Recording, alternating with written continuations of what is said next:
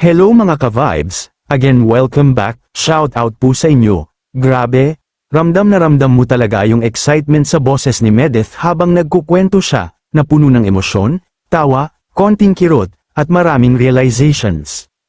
Wow, excited naman ako, bungad niya, halos hindi maitago ang saya habang ibinabahagi ang nalalapit na Valentine's Day event ng mga katropa niyang riders. Hindi raw ito simpleng tambike lang, isa itong get-together na matagal na nilang pinaplano, may camping, may games, may tawanan sa ilalim ng mga bituin, at syempre, may kwentuhan hanggang madaling araw habang nagkakape at nagbabantay ng apoy. Para kay Medeth, espesyal ang ganitong mga sandali dahil dito raw talaga nabubuo ang samahan, walang arte, walang plastikan, puro totoo. Pero ang pinaka-highlight ng event na ikinangiti at ikinakabog ng dibdib niya.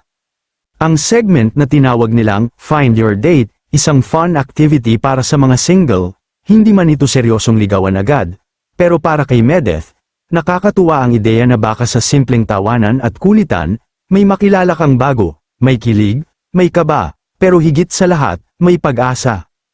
At habang nagbabahagi siya, may isang comment na talagang tumimo sa puso niya. Sana mahanap mo na ang totoong magmamahal sa'yo. Napangiti siya. Pero kasabay nun, napahintuin siya sandali, doon na naging mas totoo at mas malalim ang usapan. Ayon kay Medeth, mahirap daw ang nagmamadali, kapag minadali mo ang isang relasyon, kadalasan nauuwi lang sa panghihinayang at pagkadismaya, ikinwento niya ang sarili niyang karanasan, isang relasyon na isang buwan lang ang itinagal. Sa simula, akala niya okay, akala niya sapat na, pero habang tumatagal, may mga bagay siyang natutuklasan na hindi pala niya kayang tanggapin.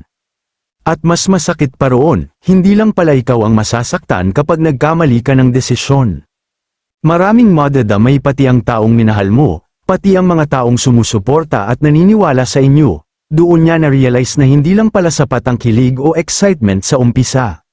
Sabi nga niya, mas maganda pa rin talaga na kilalanin muna ang isang tao ng lubusan at masinsinan, yung tipong alam mo hindi lang ang magaganda niyang katangian, kundi pati ang mga flaws niya. At tinatanong mo ang sarili mo.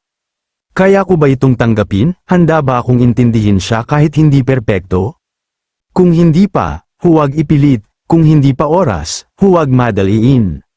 Sa huli, napangiti ulit si Medeth at sinabi niya na sa ngayon, enjoy na lang muna ang pagiging single, walang pressure, walang pilitan, focus muna sa priorities in life, sa sarili, sa pangarap, sa pamilya, sa passion, at sa mga kaibigang laging nandyan syempre ang mga supporters na walang sawang nagmamahal at naniniwala sa kanya at kung darating man ang tamang tao, darating yan sa tamang panahon, hindi dahil hinanap mo ng desperado, kundi dahil handa ka na. Maraming salamat po.